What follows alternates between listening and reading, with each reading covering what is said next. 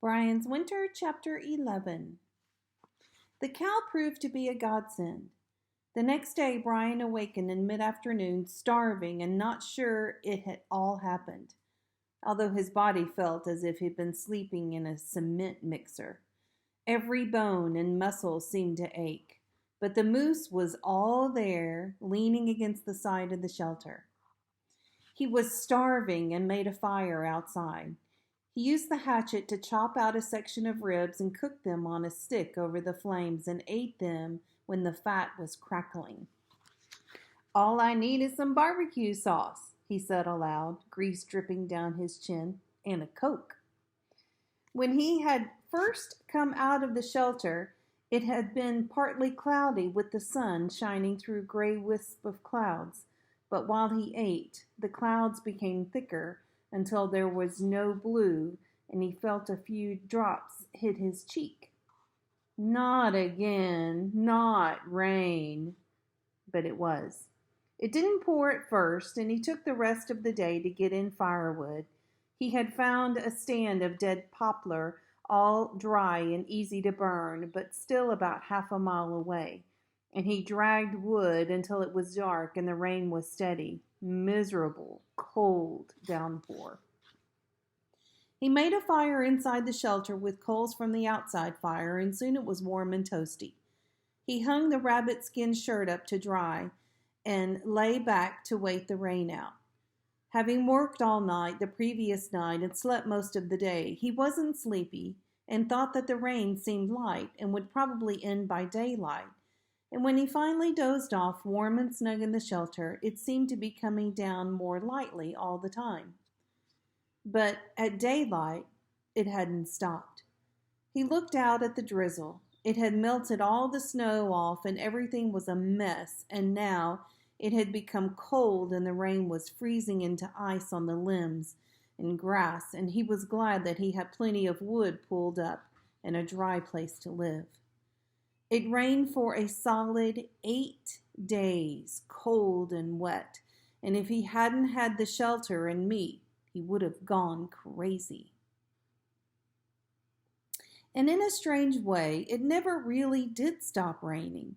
Each day it got colder and colder, and the rain kept coming down, and Brian could hear limbs breaking off with the weight of ice on them. And just when he thought he could stand it no longer, the rain turned to snow. Only this time, not a soft snow. A wind came out of the northwest that howled through the trees like something insane, actually awakened him in the middle of the night and made him sit bolt upright in fear. The snow was small and hard at first, driven needles that seemed to cut his cheek when he looked outside, and then changing to blown, finer snow that found ways to seep into the shelter and melt, hissing on the fire. He was not idle. He had dragged in enough wood to last if he were careful, but by the second and third day he was going stir-crazy and was looking for things to do. Luckily, there was much that needed doing. His clothing was far from adequate. The rabbit-skin shirt was like paper and ripped easily. Indeed, had been worn in several places during the moose attack and needed restitching.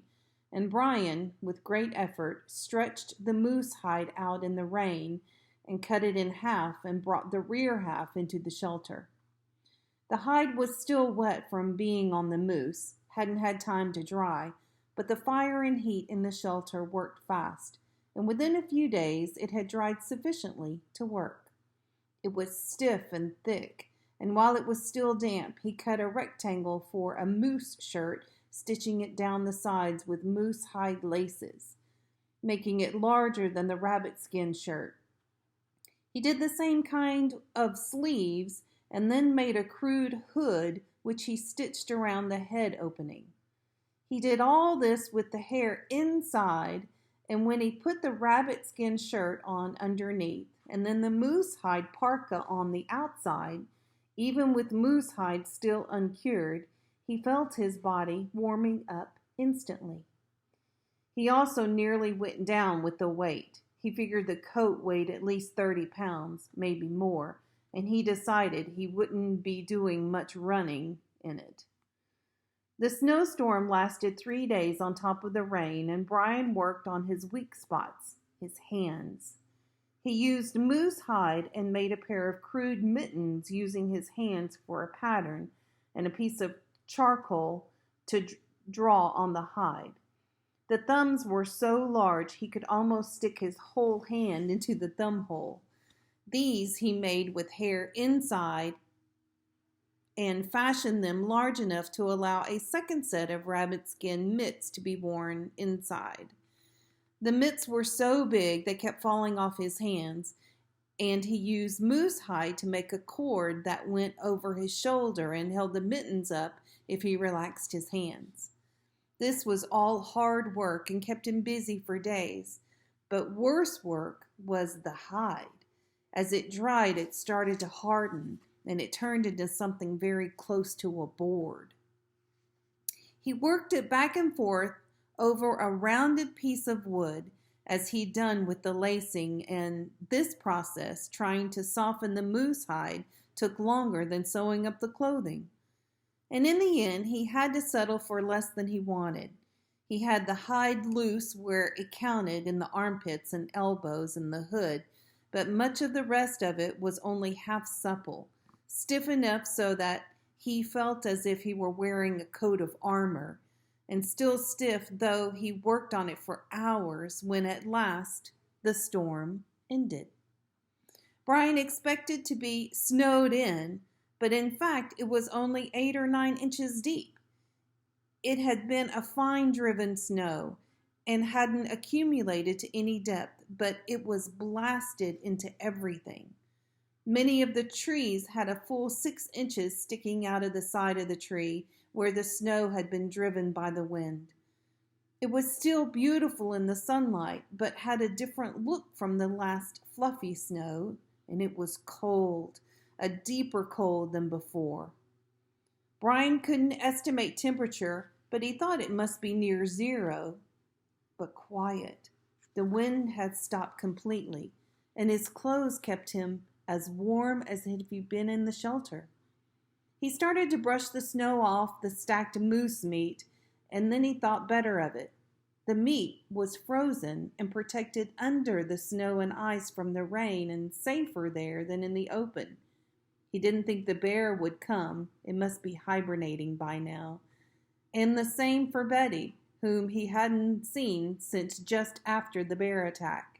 So the meat would be all right just beneath the snow. He needed wood and spent most of the day dragging in dead poplar, finally taking the parka off because it was so heavy and working in the rabbit skin shirt alone. Everything had ice frozen on it, but it chipped off easily with the hatchet when he had a good stack, enough for another week. He was definitely gun-shy now about storms. He chopped some meat off one of the back legs of the moose for stew and settled in for another night of rubbing the hide of his parka to soften it. And he wondered that night, the night of day 94, if this was this all winter would be, eating meat and rubbing hide and waiting for the next rain to turn to snow?